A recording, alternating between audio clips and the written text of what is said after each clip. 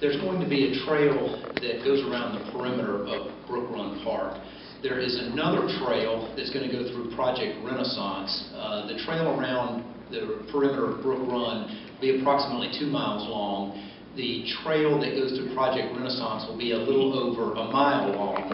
And these two trails come within a few hundred yards of one another. It makes sense to me to go ahead and connect these two trails. Let's just say, for example, some citizens in Dunwoody North wanted to get to the new parks that are in Project Renaissance. If the trail's connected, then they could get from Dunwoody North over into the Project Renaissance parks. Correspondingly, the residents in Georgetown could use that connecting trail to get over into Brook Run. And I've got to tell you, as a guy that spends a lot of time in Brook Run, there's already a trail there. Right now, it's a dirt path. The apartment complexes that back up to Brook Run Park, you have beat a dirt path to get into the back end of Brook Run. So it makes sense to me to connect them. This has been an interesting issue, this trail. Personally, I've used the trail several times. I like the trail. I think there's a lot of good things about this particular trail. I think the process has kind of made this trail a little bit jaded, because it started out as one thing, and it turned into something else, and it was just kind of this growing monstrosity that came out, where the cost of it kept going up and what we wanted kept going up. Bottom line is, right now we've got a good trail so far with what's there. And is it what everybody wants? No, maybe.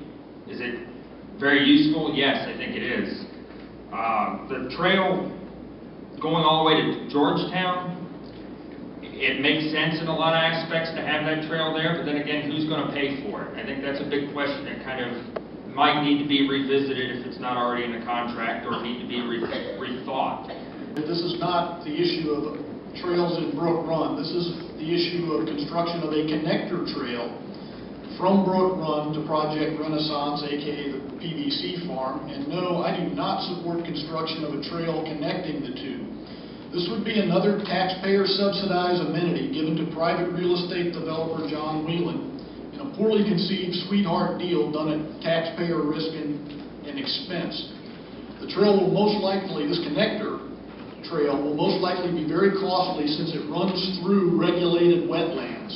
It makes no sense to pay for concrete trails that primarily benefit this private developer. The city is already paying for roads and infrastructure for Whelan, and enough is enough. We're already approving cost overruns. The only question that remains is how much taxpayer money is going to be lost on Project Renaissance. It's not about whether there's a trail and people love it. That's not the issue. The issue was how it was done and the communication of it. I just learned more tonight about it listening to Mr. Shortle than I'd heard the whole time going to the council meetings. So, quite honestly, that trail is made to go up to the Whelan project, which he plans to put high-density homes in there.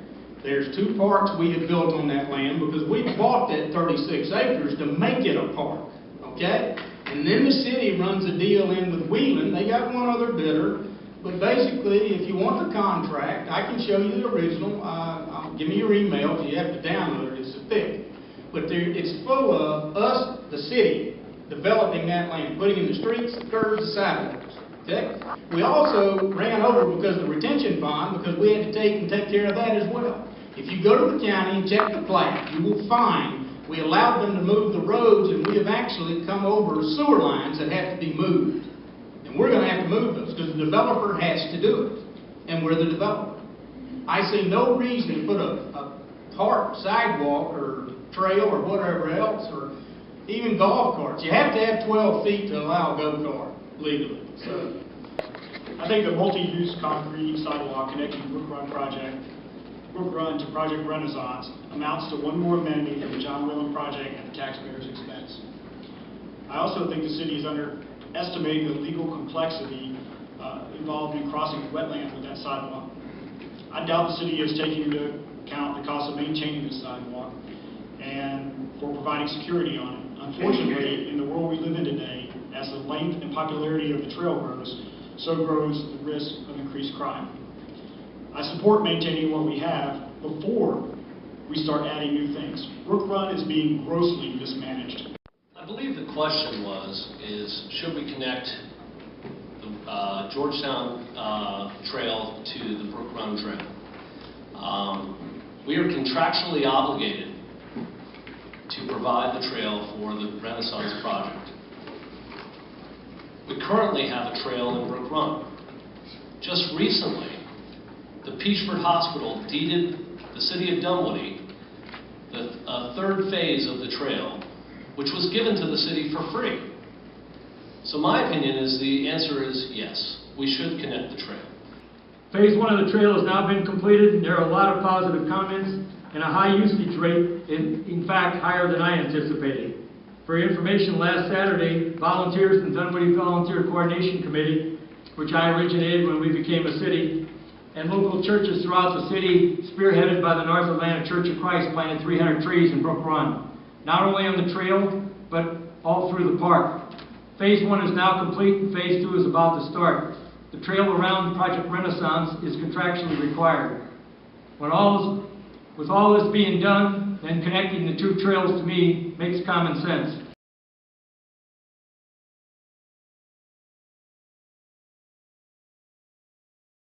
Somewhat bearable for you. Looks like we're a little ahead of time, so that's good news, I think. I guess how I'd like to conclude right now is the reasons I entered this race right now still exist. We have a lot of good in the city, and we also have a lot of issues that we're trying to tackle right now. Maybe a few more than we all desire. And we really need to look to getting some fresh ideas and getting some new solutions out there in front of the people, out in the open, so that we can discuss these as a community and help move this community forward. Add to this, we have run a surplus every year. We have a 4-month bottom level operational reserve. We have a $1.5 million put away for the purchase of cars next year, amongst other contingencies across the spectrum.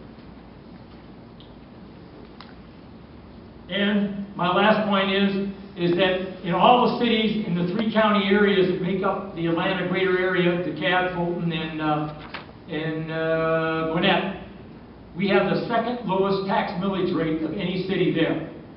The second lowest. Only 2 cities in Gwinnett are lower. Public safety is important and should remain important. Protecting our single-family residential neighborhoods is important and should remain important. It's also important to me that Dunwoody remain fiscally conservative.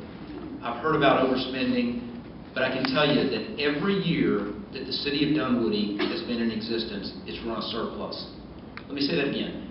Every year that the city of Dunwoody has been in existence, it has run a surplus.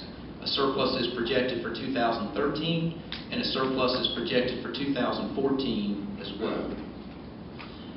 It's been hard for me to sit here as such a positive guy and listen to the naysayers talk about this city. I love this city. I love living here. My family does too. I don't want to hurt anybody or any group. I'm not against anybody. I'm not trying to protect this group or get that group.